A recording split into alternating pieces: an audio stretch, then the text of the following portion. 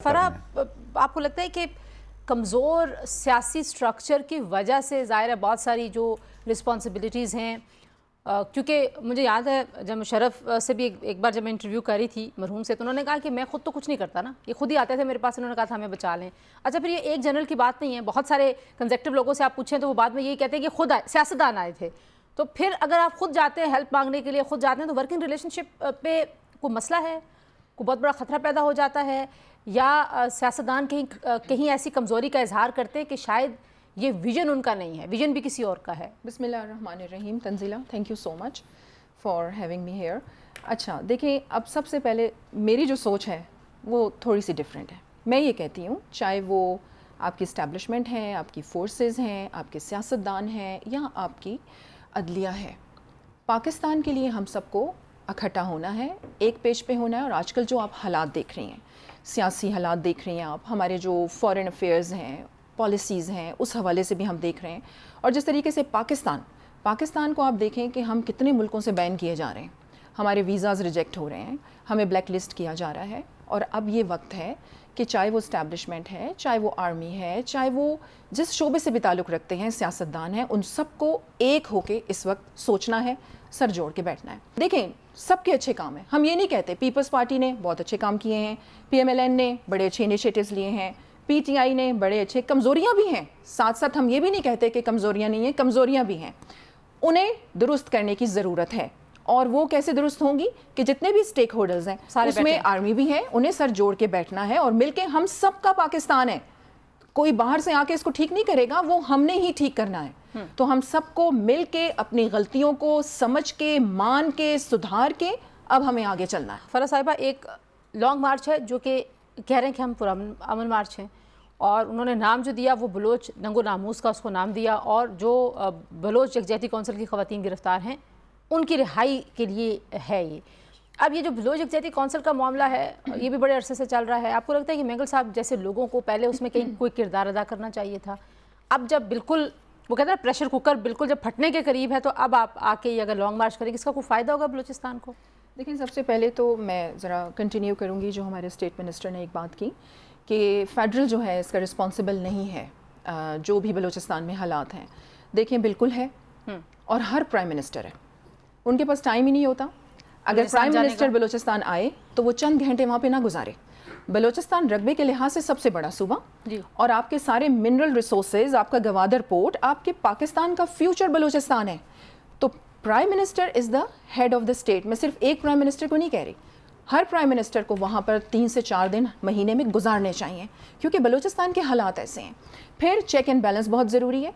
आपका फेडरल जो है वो ही सारे सूबों पर चेक एंड बैलेंस रखेगा या नहीं रखेगा, उसकी रिस्पॉन्सिबिलिटी है ये। तो अच्छा, कुछ लोग ये भी कह रहे हैं कि जो वहाँ पे करप्शन है वो भी एक बहुत बड़ी वजह, यू थिंक है करप्शन? वही मैं बात, बिल्कुल करप्शन तो हर जगह है पाकिस्तान में, करप्शन का ही तो मसला है असल हमारा पाकिस्तान का। और बलूचिस्तान में भी बिल्कुल, मैं बर्मिला कहती हूँ, मेरी जिस तरह स्पीच का आपने जिक्र किया, बिल्कुल करप्शन मसला है हमारा। अब देखें, पूरा सिस्टम जब आपका करप्ट है, इसी सिस्टम में रह के ही आपको काम करना है। मैंने वही जो आपसे तंजीला कहा, क्योंकि बाहर से आके तो नहीं करेगा ना, हालात चेंज नहीं करेगा, मैंने और आप नहीं करना है। जो बैठे हुए हमारे सियासतदान जो हैं, हम जिम्मेदार हैं ना, हमने इन सारी चीज़ों को ठीक करना है।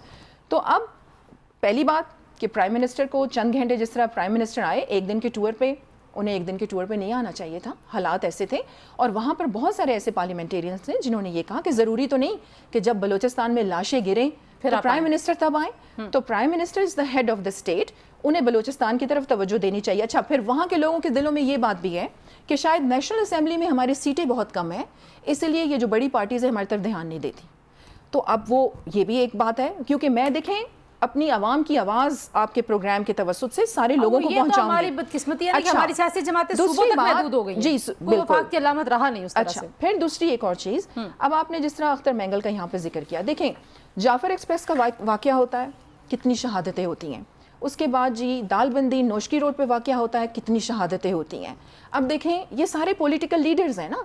अब अख्तर मेंगल साहब को चाहिए था कि वो बैठ के सियासी जमातों के साथ, स्टेक होल्डर्स के साथ मसले का हल निकालते।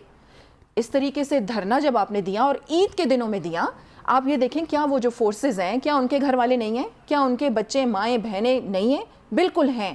وہ اپنی جانیں دے رہے ہیں, جانوں کے نذرانے آپ کے سامنے پیش کر رہے ہیں, تو آپ کو چاہیے کہ ان کی مشکلات کو کم کریں نہ کہ بڑھائیں. اور پھر دوسری بات یہ ہے تنزیلہ, ہمیں کتنی گالیاں پڑتی ہیں, ہمیں کتنی کریکٹر اسیسینیشن ہوتی ہے. میں نے تو کہیں نہیں دیکھا کہ اختر مینگل صاحب لے کے کبھی دھرنے پہ بیٹھے ہوں. تو اب کیا وجہ ہے؟ اب میں یہ سمجھتی ہوں, دیکھیں چاہے وہ بلوچ یکجہتی کمیٹی ہے, اگر وہ بچیاں بھی ہیں تو وہ ہماری بچیاں ہیں, ہمیں ان کو سنبھالنا ہے. میں آپ کو بتاؤں کہ جب یہ دھرنے سے پہلے میں نے کئی بار پیغام بھجوایا بلوچ یکجہتی کمیٹی کو کہ دیکھیں آپ بھی بلوچستان کے حقوق کی جنگ لڑ رہے ہیں, تو میں بھی بلوچستان کے حقوق کی بات کر رہی ہوں, لیکن وہ ریڈ لائن کراس نہیں کروں گی. میں پاکستان کے کانسٹیٹیوشن میں رہ کے اپنے حقوق کی بات کر رہی ہوں. تو اگر آپ کا کوئی بیک ڈور ایجنڈا نہیں ہے, اگر آپ اینٹی پاکستانی کوئی اسٹیٹمنٹ نہیں دیتے, نہیں رکھتے, یا ان لوگوں کے ساتھ نہیں ہیں, تو پھر آپ میرے ساتھ آ کے بیٹھیں. ان کی طرف سے مجھے کوئی رسپانس نہیں ملا. کیوں نہیں ملا؟ پھر آپ یہاں پر دیکھیں کہ جب بھی کوئی اینٹی اسٹیٹ ایجنڈا آتا ہے اس کو پوری دنیا اٹھاتی ہے, پاکستان میں بھی اسے اٹھایا جاتا ہے. یہ اب دیکھیں اب حکومت روکے گی ان کو کہ نہیں روکے گی؟ ان کو آنے دیں اگر وہ لانگ مارچ کرنا چاہتے ہیں. دیکھیں لانگ مارچ ایک تو وہاں سے بھی آ رہا ہے, ایک اور بھی لانگ مارچ پتہ نہیں شاید آپ کی نظر سے نہیں گزرا, کوئی ڈیرہ بگٹی کے علاقے سے بھی کوئی لانگ مارچ شروع ہوا تھا.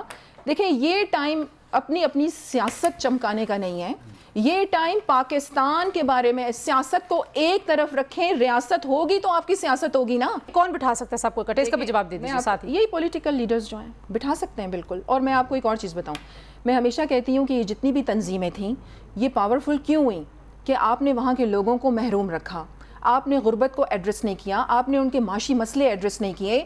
جو سسٹم سے مایوس یوتھ ہے تنزیلہ, وہ ان کے ساتھ جا رہی ہے.